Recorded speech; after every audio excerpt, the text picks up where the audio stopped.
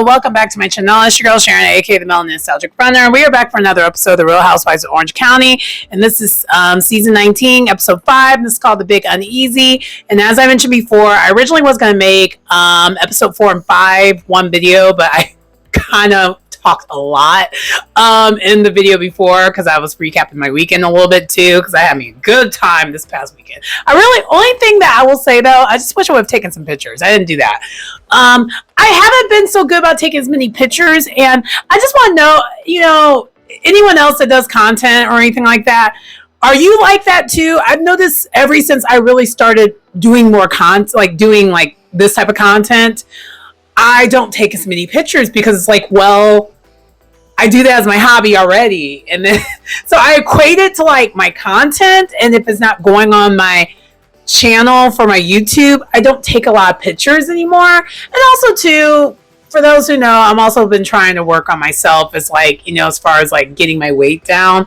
And so I don't feel my best. I'm not bad looking. Let's be so for real. I look good. That I do know.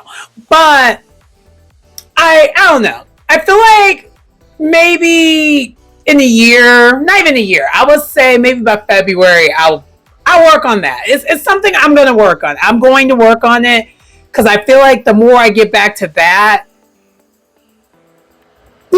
just things. But anyway, I digress. Let's get into this episode, though. This was a good episode. We got a little introduction to them going on their cast trip, and if you could tell by the title, clearly the cast trip is going to New Orleans. And that was kind of what this episode was mainly about. And it was kind of a setup for next week's episode, which I am so excited to see because it looks like Tamra retreats and quits the show. We'll see how long that quitting lasted because I just don't see it. I feel like she probably came back, but hold on. If you know the weekend I had, you already know. Hydrate. Anyway, but the episode does start. Let's get right into it. The episode starts where everyone's getting ready to go to, so like a little bit of a mini Housewives montage where everyone's getting ready to go to Gina's housewarming party. And Gina's house is amazing. It's big. It's great. I'm glad she finally was able to elevate herself, especially for how long she's been on this show. You would have thought that would have been a thing. But now that she did that, we already know she's going to do anything in her power to stay on this show because the house ain't going to pay for itself. Let's be so for real. Because it is a nice looking house. It really is compared to where she was living at before. And California and real estate, we know that ain't cheap. So there's that. Anyway, so she is doing the housewarming and all the women are showing up one by one. So far, really, almost everyone else is there minus Tamra and Shannon. And basically, the girls asking Jen what happened with her meeting up with Tamra, and she basically explains everything. And she tries to get to the bottom of it here. She's like, so what is it with her calling me single white female and stuff like that? And she wanted to get also to the bottom of, and I forgot to mention in the last video, but you're going to see this one, so it's fine. This picture. So Tamra brought out this picture of Jen.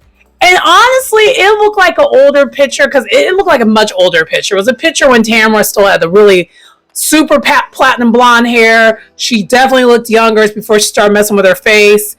And also, what I will say in this picture, she looked like she just got done having one of her last kids because she has a lot of kids. And so I would think it probably took a lot of work for her to get her body to the way she has it today. I mean, both doing it through the gym and through the surgeries. Because, sometimes, especially after you've had multiple kids, the snapback ain't going to necessarily snap back without some, assistance, if you will. I'll just say this real quick. When I was smaller, like my smallest, almost a little too small, because I was an overweight kid and I was an obese teenager, my excess skin was just there. And in order for me to have the perfect body, even if I was back to my smaller weight, I would still have to get surgery to get that removed because it was too long of my body being a larger version of what it should be. But I am at least grateful that even though I'm on a heavier side now, I'm still will never get back to my heaviest. Like I have enough of a discipline at this point where there's a certain point where I'm just like, "Arr!" And then I fix it, basically. I resolve it. I just really wish as women it'll just be easier to not yo-yo. I feel like as women, especially if you're someone who was a bigger girl, it's so easy to get the weight back on. It takes nothing. I feel like breathing wrong, you get the weight back on, but neither here nor there. I'm kind of going more into this a little bit more because Jen does confess later on this episode that she does have body issues. And I'm just like, I feel like what women do not. I don't know. I've never met a woman who doesn't. I've never met one because it's hard. It really is, especially when it comes to social, basically this, internet today and her being on TV. I'm sure that's not helping either. And also her environment being in Orange County where like body being a hot blonde with big boobs is like the whole entire aesthetic. I get it. Anyway, so she really is feeling away about this fat photo. So that's kind of what I was getting at. And then we also get a little bit about Heather. We find out Heather went and saw her daughter. I think that's her daughter. Because, sorry, Heather has one of her kids that is non-binary, and I don't remember which one it is. But anyway, she went to Paris to go see one of her kids for 2 days and came back. Talking about some shmoney. That is crazy. And I'm pretty sure that had to be, she had to fly private to do that. But that is, cha-ching, cha-ching. And all the women was like, oh, okay. I guess you got like that. And then afterwards, because everyone was talking about Tamra and how kind of Tamra is the problem, if you will. Tamra arrives. It's super awkward and quiet. Everyone was just kind of like, and Gretchen does eventually break the ice and mention to like Gina. So how are you enjoying the house? Like something very light. And while that's happening, the other thing that happened before Tamra showed up was, I think it was Emily. Emily, yet again, is really, really trying to get Gretchen to talk to Tamra and move forward. And Gretchen still is not interested. She's like, until I see change behavior, I don't see the point. And I agree. Like, respectfully, this is where Emily and Gina get on my nerves because I'm just like, why are you guys here? Like, you are in everyone else's business, but you're not minding your own at all. Like, Jesus. But anyway, that's neither here nor there. I'm kind of glad someone's pushing it along, though, too, at the same time, because that means if no one's doing that, does Tamra and Gretchen have a reason to talk to each other? No. So, and we're going to see what happens with that. But anyway, moving on. Okay. And so once Tamra's there, I think Emily's one that encourages her to eat something because you actually can see this. I will say this. Tamra looks horrible this season. She looks horrible. But I don't know if it's all what she's saying it is, but she doesn't look good. She hasn't for a while. She didn't look good last season either. Like, she looks crazy. But what I will say here and at this moment, she looks thin. And so I think the stress and everything that's going on with Teddy is actually getting to her. So I think the Teddy thing actually is bothering her, like actually. And it's hard for me to do that because it's Tamra, and Tamra's like the devil incarnate. But I guess the devil have friends. Some devils have friends. I don't know. But anyway, she gave the ladies update what's going on with Teddy and how many tumors they end up finding. And everyone for a minute is just giving her space to talk and everything, including Gretchen, and everybody's like, oh, okay, wow. And then some of the ladies then go outside to chat while some of the other ladies are still in the house. And Jen proceeds to go, I think it was Jen, Emily, Shannon, and I want to say Heather. Yeah.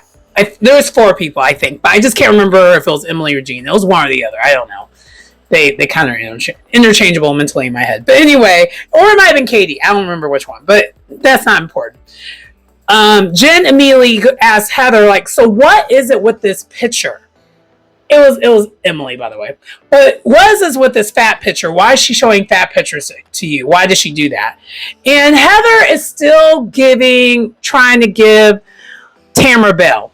And it's really, really annoying. But Heather, in her defense, and she's not really wrong, she's like, I'm allowing, Tamra space because you're not really doing that for me when it comes to the Kate situation. But at the same time, Heather, girl, take several seats. Katie hasn't done anything to you since last season. Tamra and her thing has been continuous, and there is 15 years of data to show this is who Tamra is versus Katie and her one stream of things that she did that was crazy. And she only did one thing to you that really wasn't that serious. It was her accusing you of hiring paparazzi. That was all she did to you. But Heather, you're treating it like it's something else. But anyway, whatever. And so Jen is not having it because Heather, even the way she's trying to spin it, she's trying to make it sound like she's giving her bail. She's like, no, I'm not saying I believe that. And that's kind of what Heather's doing. Like, I'm not saying that's my perspective, but someone could say that. And she's like, and the whole entire time, the producers are panning over to Shannon, and Shannon's like, girl, because I think we keep forgetting, Shannon also doesn't mess with Tamra right now. So Shannon also is just like, I don't know why Heather is going so hard for Tamra, because it's actually making her look worse. I wouldn't do that if I were you. And so basically Shannon at this point kind of has Jen's back when it comes to that. And then we also find out, I don't know if we find out here, if we find out later on. We'll get to that in their spot.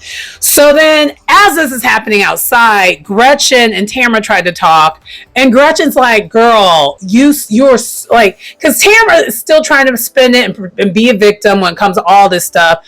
And because they asked about what her thoughts were with how the meetup went between her and Jen. And she is just like not admitting any fault, not taking accountability. And Katie's like, oh my God, Tamra, why can't you just take accountability for something? And I agree with Katie with that, because that is the difference. Katie at least has taken accountability for her behavior. I mean, you have to call it out multiple times, but she's taken it. Tamra has not taken any accountability for any of her behavior she did throughout the years of being on this show, let alone what she did to Jen. She thinks her apology is just fine and that's it. And like, the ladies are all trying to tell her, you can't apologize and then go back and do the same thing again. That's not an apology. That means that's just you saying it to like just say it. With apology without action is not an apology. And that's the part that Tamra is just not getting. But anyway, which is why I can't wait till next episode where she threatens to leave, because I'm just like, don't threaten us with a good time. Bye. The show doesn't really need Tamra. Let's be so for real. There's enough. And I feel like, you know what? I figured it out. I think I have a theory, guys. I just thought about it. Shannon is putting 20 on 10 with the Katie situation, not to get her off the show, but because I think they want to get Tamra off the show, and then they have someone else to have conflict with also. I don't think they're necessarily, I think Tamra's trying to ice out. Tamra's reason is she is trying to ice out Katie as a distraction so the girls don't get on her. But then, so both Tamra and, I feel like both Tamra and Shannon are using Katie, but for different reasons. They're the two veterans of the show, and they're using her for different reasons. That's my theory. I think there's something else bigger going on. Even though aesthetically it's giving ism, I don't like it. Because, like, why are you going after the one person who's Asian on the show? It's not a good look. But anyway, I digress. But it just popped up in my head like, oh my gosh, I think I figured out why things are happening this way a little bit. But anyway, let's get back to Tamara. Tamara's not taking accountability for anything. She's like, oh my gosh, what the heck? And Gretchen's just getting sick of it and calling her out. She's like, you are truly delusional. You are Delulu. Like, you are Delulu. And she's like, and I love it because whenever Gretchen calls out Tamara, Tamara's just like she has no response for Gretchen ever. Ever.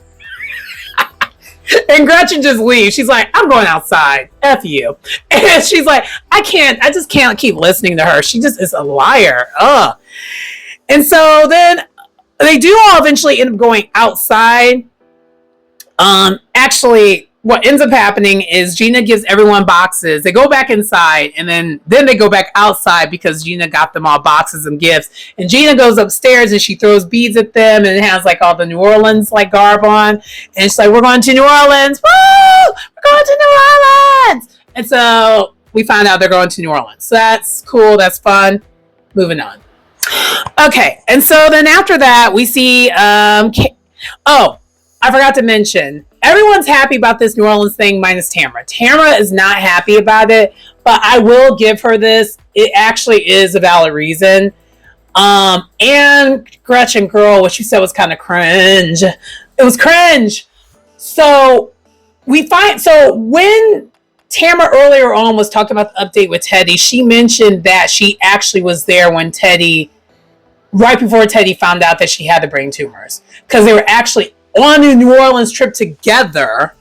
And I'm wondering if it was a trip, like, I don't know if it was a business trip because, they have their podcast together, or if it was just like, and they were touring, or if they were just doing it for fun. I'm not sure what the purpose of the trip was, but doesn't matter.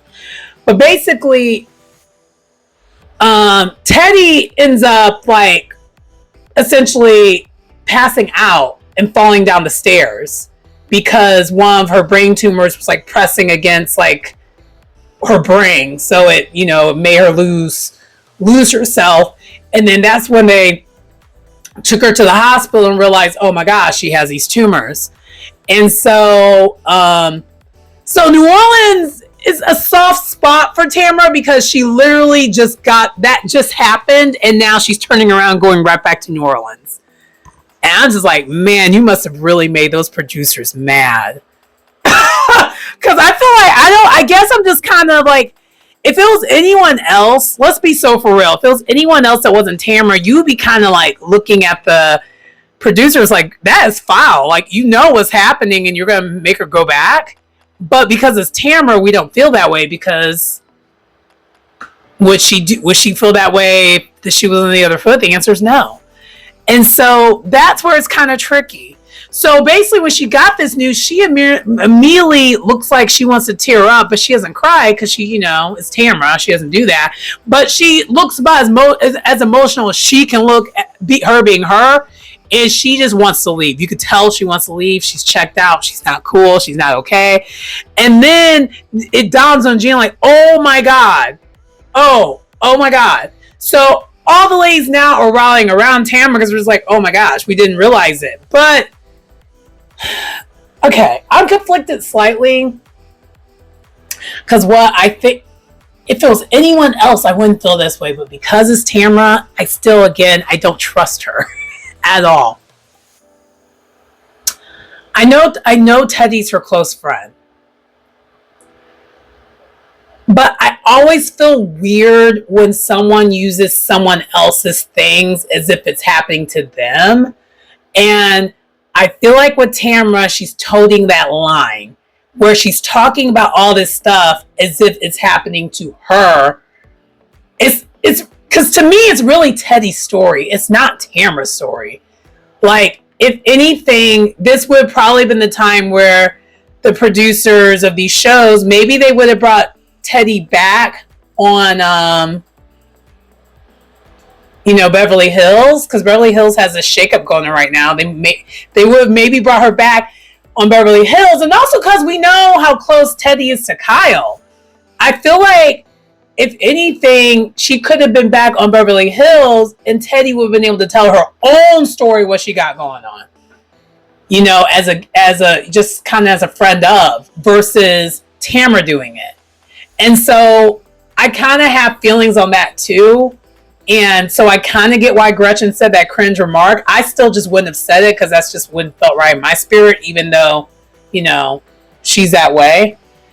But anyway. And so,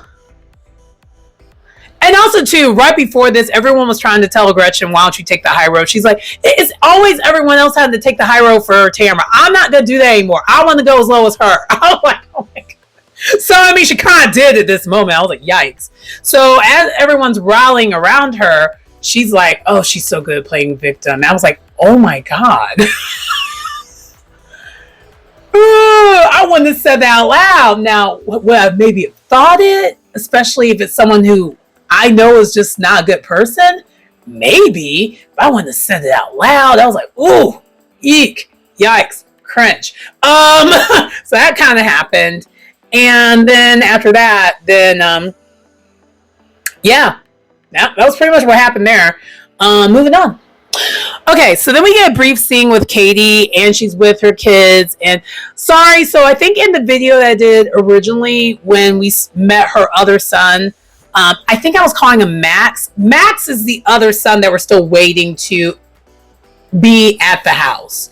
He's not there yet. Who we met, who was another son who was with the dad originally, but is now there at their place, is Gavin. So Gavin is assimilating well with the family. Seems like everything's going well. The little brother is super happy to have Big Bro there. And so Katie's just kind of thinking about that, but she's also thinking about, you know, how her oldest daughter, she's going to be leaving soon. That kind of happened the episode before, but I forgot to mention that. But yeah. So it was good to see that. And then from there, then we have a brief scene with, and I forgot to mention this. No, this was anyway. Sorry. I watched both the episodes back to back, so I'm kind of getting some of it mixed up. And I literally just got done watching both of them back to back. I just reviewed one of them, and now I'm reviewing the other one. It's tricky to do this kind of stuff. And I'm not going to go back and rewatch like the second episode, because I already watched the first episode twice, because I actually watched the first episode, so episode 4, the week that it came out. I just never got to reviewing it because I wanted to give you a video. I didn't want to do what I did for Miami. I didn't want to do back to back of that. I'm trying to limit doing that as much because I want to get back to like my working self. But anyway, I digress. So then from this scene, we actually have Emily, and she's with Luke, and she's cooking hamburger helper type stuff, I think, or hamburger meat. I guess she was making it for tacos. Not exactly sure. But Luke is still being a super picky eater, and Emily is not doing well when it comes to all this still. And Shane, I'm curious with what's going on. I'm wondering, do they end up going to therapy when it comes to this? Because I feel like they both are doing the best they're both doing the best they can as parents, but the way they're viewing it and handling it, they're not on the same page still. And it's very clear here. And it's kind of foreshadowing. Like Shane is trying to remain optimistic while Emily is thinking the worst. And then also too, Emily, you know, is stating how her going on this trip because, you know, them now knowing that he's on the spectrum, but not knowing how far on the spectrum he is yet, because they're waiting on those results. She's extra like having mommy guilt when it comes to going on this trip. But I think, Emily, I'm speaking directly to you. If you know, see this, if you don't, that's fine too. I know you're framing it as if you're going on a trip with your friends, but this is also your job. And as women, you know, whether you're parents or not, you gotta do what you gotta do. So, you know, and I think she gets to that point clearly because she does go on the trip, but you can tell she's struggling when it comes to a lot of this. Anyway, moving on. So then next we see Jen and Ryan. They're working out. They're trying to get their bodies right for the wedding. And they're doing daily workouts. Like they're going to the gym every day. And Jen is especially motivated because, you know, I already mentioned she already feels like she's body image issues a little bit, right? She mentioned that. But also, too, she's getting married on the beach with a bikini on. So she's like, I have to look my best. Like, you know, and then she's like, she doesn't feel like she looks like her best. And Ryan, and I'm thinking the same thing, too. Like, girl, you look good. What are we talking about? But she's like, yeah, no, I need to be wedding. I'm like, girl, you already are wedding ready. But anyway, neither here nor there. And so they get into a conversation, though, about her ex-husband, Will. And we find out Will hasn't done anything when it came to this agreement. Hasn't paid any alimony at all. Hasn't paid the child support at all. Basically, Ryan has stepped up all the way and is now kind of the new dad when it comes to the finances of it all. And, you know, I know when we first met them two, we always side-eye Ryan. But, like, these are the moments where it's like, I don't know, you shouldn't be side-eyeing him because, if anything, you really should be side-eyeing the ex-husband because he's not handling his responsibilities. And that's freaking crazy. Like, you impregnate this woman and had all these kids with her and even agreed to adopting children, and for you not to be able to handle the businesses, if you couldn't be financially responsible like that, y'all shouldn't have had, I mean, you shouldn't have been okay with having all those kids. Like, so, you know, I understand why Jen feels the way she does when it comes to Ryan. She's like, no, I love that man because, like, he is stepping up. And, you know, I can't say a lot of men would do that for kids that are not his. But anyway, but Ryan is feeling away. He's like, I want to have a talk with him. I'm not really okay with how this is going. Like, he needs to handle his business. Like, it's really messed up. And I guess also there's other times where they're watching the kids more than they were supposed to. They're supposed to have like a joint custody agreement, and he's not picking them up when he's supposed to, and a whole bunch of things like that. And this was kind of a pattern of this episode, by the way. There's a couple people on the show that are having these kind of issues, and we'll get to that next. But then from there, they pivot and they talk about well, no, I think that was really it.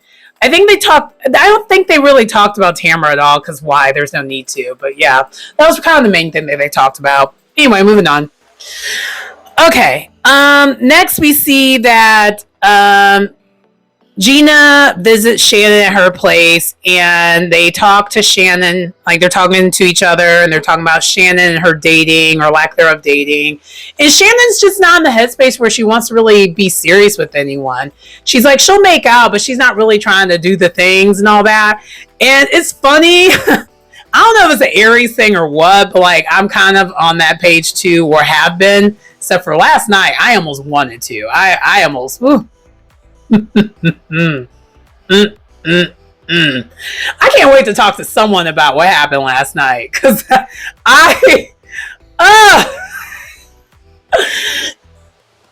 why I got his number, because I'm like, we're gonna figure that out later. But anyway, I got distracted.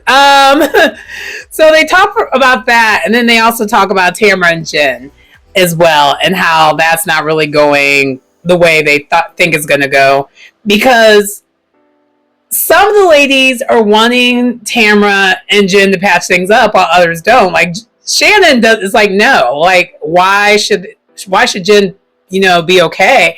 Well, what comes up specifically is the photo, the fat photo and the body shaming of it all. And so, and Gina is actually on the side of Jen when it comes to that. And this is what bothers me about Gina a lot. She really has no business of her own. She always is just on someone's side talking about how this is right. And I'm just like, why are you always like the moral police when it comes to this stuff? Can we talk about what's going on with you? And then we do a little bit after we talk about that. So then from there, we find out that Travis, so Gina's, you know, partner's son, they haven't seen him. The ex has been basically holding the son away from them, and he hasn't been taking them to school, like to the point where she's not taking the son to school, so they have no way of getting to him, the son. And so clearly that issue is not resolved. And then so Shannon's like, so you guys are back to moving in together, but you're back at the same spot you were at before. So where's the resolute? And I'm confused by it too. I don't understand it. Like, to me, I would have thought if you guys were going to move in together, things would have gotten resolved. But because this ex continues to hold the children over his head, and also too, do we know, did they ever get divorced? Like, legally? I thought that was also part of the problem too, and that's why also other reason why they're not getting married. But marriage did get brought up by Shannon, and Gina's like, why? How would I think about marriage when we live together, we as a couple are happiest, but then it's like we pay for that. But then when we don't live with each other, we're sad, but there's peace. And I'm just like, she's like, I don't know if I'm going to be able to just continue this. And I'm just like, but you've been doing it for this long. Like, girl, shit or get out the pot. Like, either you deal with it and stop your complaining, or you end it and move on. And I know at this point, you guys are way in too deep when it comes to that, because you have your kids all involved and stuff like that. Like, y'all are basically a blended family because y'all rushed and just decided y'all were just going to live together and everything. So it's not just about y'all feelings anymore. It's about the children's feelings. But at this point, it looks like there's no win-win situation where the children are going to be okay. So I think you need to have a family sit down where you really talk it out and figure it out, because it seems like you're still just in this holding pattern. You got out of the holding pattern when you moved away, but then you were miserable emotionally because you love this man. But then now you're back to where you were before, but only now you have a nicer house. I don't know. What are your thoughts? But I'm just kind of getting over this whole thing with Gina, because it's like, girl, make up your mind. I don't know. But maybe I'm different. I'm clearly different. There's no maybe. I'm clearly different. I'm definitely someone who lives more for herself than others. So that's kind of why I feel like logically I can't understand this. There's that. Okay. And so, the last part of this scene, though, before that we move on, is Shannon kind of jokingly asked, so any more kids? Gina's like, no. That is a hard no. And so they move on. And then pretty much the next scene was the Housewives montage of the ladies all getting ready to go to New Orleans. And we do find out that we're going to have two groups that start off because Gina was trying to get everyone to go in first class and all that good stuff. And so the first group arrived first, and that's Emily, Gina, Gretchen, and Katie. And then the second group is then, everybody else.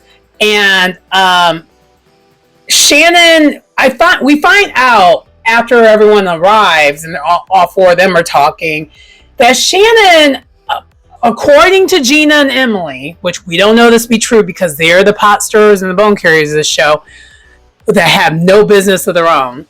So we don't know. But according to them, they're saying that Shannon doesn't really want Jen to resolve anything with Tamra, because if she doesn't resolve anything with Tamra, Shannon doesn't have to.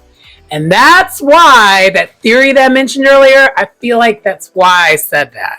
I think that is why Shannon now is putting 20 on 10 on the Katie situation, because I think she's trying to get Tamra off the show. I don't think it's really the play to try to get Katie off the show. I think she's trying to get Tamra off the show. And I think Tamra is just trying to do what she always does and has a target and is deflecting and using other people to deflect like she always does. That's all Tamra's doing. But I think Shannon has a larger play. And Shannon's also not a good person either. Let's be so for real. I like Shannon. She's fun. She's goofy. She's a little bit more digestible. But the more and more we hear about her antics behind the scenes, it's just kind of like, clearly, I think Tamra might actually be decent to work with behind the scenes, outside of her conniving stuff that she does. As long as you don't tell her your business, you probably are going to be okay. But so there's that. But anyway, That comes out. We're going to hear about later, so that's why that gets brought up. And then basically, then the rest of the ladies show. So while the other ladies are still on their way there, the first four who are there, they get settled in right away, and then they do like a river boat tour. And child, y'all are dumb. How come none of these women knew that they were on the Mississippi River? How come none of them knew that?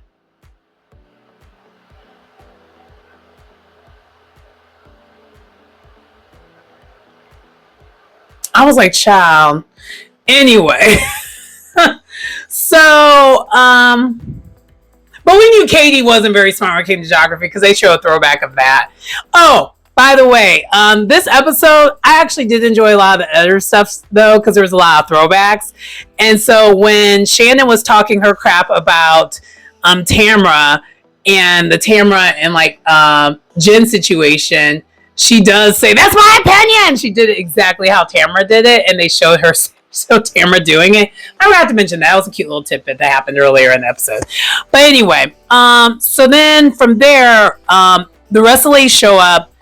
Jen talks to Katie to kind of get caught up on what's going on. And then we find out that was said. Like, Katie tells Jen what was said when it comes to the Shan situation. And then we have Gina talking to Tamra. And Gina's like, we're not going to, trying to comfort her, let her know we're trying to have fun tonight. We're not going to do that the most today, like tonight. We're going to put a pin in until tomorrow. So basically trying to make it where Tamra will feel comfortable enough on this trip. And honestly, this is going to be probably slightly unpopular opinion. I'm okay with Gina doing this because of the New Orleans thing and Teddy. Like, I think, but at the same time, though, I'm okay with Gina doing this, but at the same time, I'm not, because wasn't that Tamra who sabotaged all of Shannon's birthday trip last year? And they were on the other side of the country? I mean, they were, like, in another country?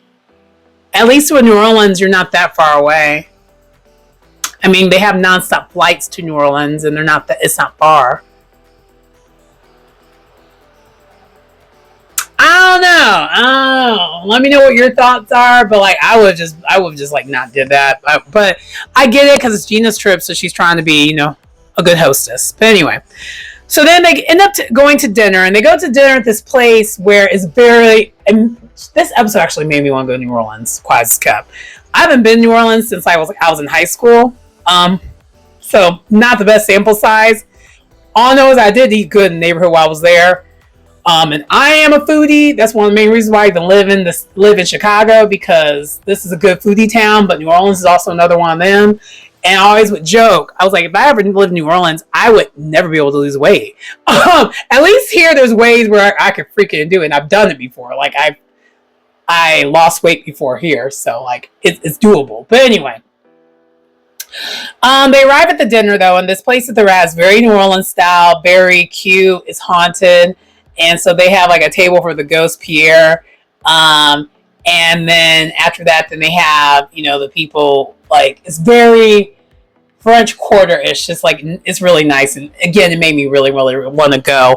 And then they're ordering all this food. Let's get into, hold on. Let me talk a little bit more about this restaurant, because I was into this though.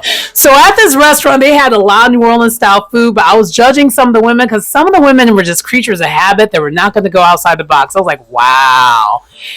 Gina, I'm about to commend you for this, at least. You ordered turtle soup. And as you should, while everyone else was like, oh my gosh, you're ordering turtle soup? It's New Orleans. When in Rome. What is wrong with y'all? But see, we already know none of these women are foodies, clearly, because you would do that if you're a foodie. You order what the people are talking about. Tamara ordered shrimp and grits, which that's good too, but like, you can get shrimp and grits anywhere that's like south of the Mason-Dixon line that's coastal. Like, you get some good shrimp and grits in Houston, Texas has some good shrimp and grits. Same thing with Savannah. Side note, did you know the original Mardi Gras was actually in Savannah, Georgia before the U.S. Purchased, before, it eventually became New Orleans? I learned that while I was in Savannah, like, I think back in 2022 or wherever when I was there. But yeah, anyway, more you know. But anyway, so then they're all kind of talking about things, just like doing the small talk, and they're all talking about like basically where their kids at and all that good stuff. And so it comes up like, Jen, so who's watching all your kids? And she's like, well, it's supposed to be Will's weekend, but Ryan's doing it. And then they ask, like, have Ryan and, Will, have they really talked to each other? Like, no, they don't really talk to each other until today. And then that's when she spills the tea on what's going on with her about, with the rest of the ladies, about how Will is not handling his responsibilities. And Ryan basically just got done confronting him. And in the confessional, Jen's like, I know he meant well by doing that, but that's not going to go well for me because of the fact that he's basically going to use that against her now. So he's going to punish Jen, Will, that is, for Ryan basically stepping up and calling him out on his BS, basically. And so Jen's going to end up paying for it, she basically said. And the other thing that Jen confessed was, it sounds like she was in a loveless marriage with that Will guy, because he basically wouldn't pay attention to her unless she just would drop naked. So I feel like the way she describes Will is if he basically treated her like a fluid station to have kids. That's what it sounds like. I don't know if anyone else got that vibe, but that's kind of what I got from it. But that's just me. But anyway, maybe it's just me. So then as we're talking about that, Katie, basically co-signs. I'm like, that was my relationship with my ex-husband. And, Matt stepped in and kind of handled business. And she had a time where Matt did the same thing and called her ex-husband out. And it didn't go well. Like, basically, it sounds like that is a situation that never goes well when the man, like the stand-up guy, tries to, like, say, hey, yo, what are you doing? It almost never goes well. But clearly they got their stuff straightened out. And Emily is having, Jen's back. She's like, that is so messed up. Like, but like, what can you do though? She's like, she already did it the legal way, but like, Emily's like, that is just messed up. Everyone's just feeling for her, while Tamara's just kind of just like, she's just there and just exuding crappy energy the whole entire time. And so then Gina also shares that she is having issues with Travis's ex-wife still doing what she's doing, and we find out that the ex-wife contacted her son. I was like, oh, that's foul. That is foul. Not Travis's son, her son. I'm like, oh gosh, that situation is toxic. I don't know. Love ain't enough to be together like that. I'm sorry.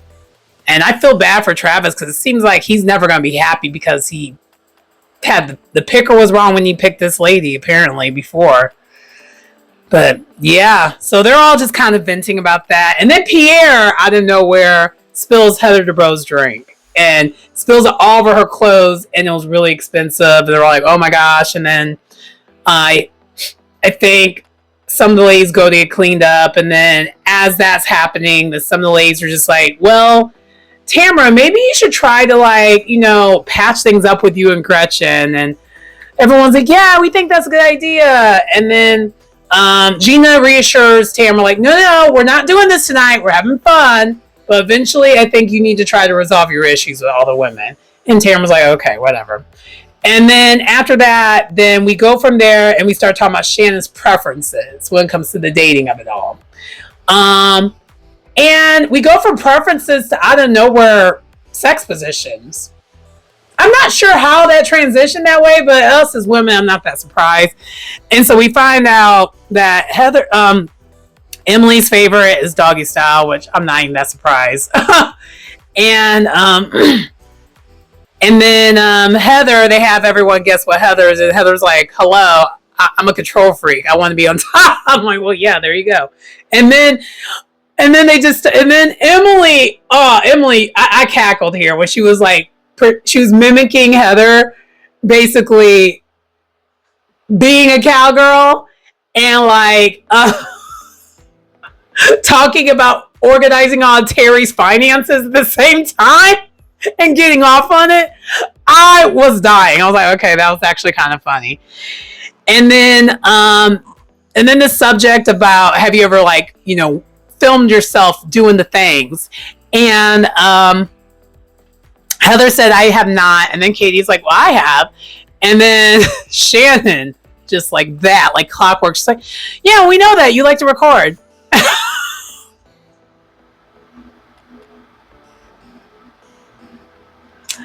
It's messed up, but that timing was funny though. It was messed up because Katie's just like, girl, I already apologized. We're not gonna move on from this. And clearly Shannon's like, no. We find out next episode, preview next episode. She definitely is not moving on yet. And then out of nowhere, we find out Jen's like the JJ is broken. Like, so apparently she had a pelvic floor surgery of some sort, and at this point, he could only put the tip in.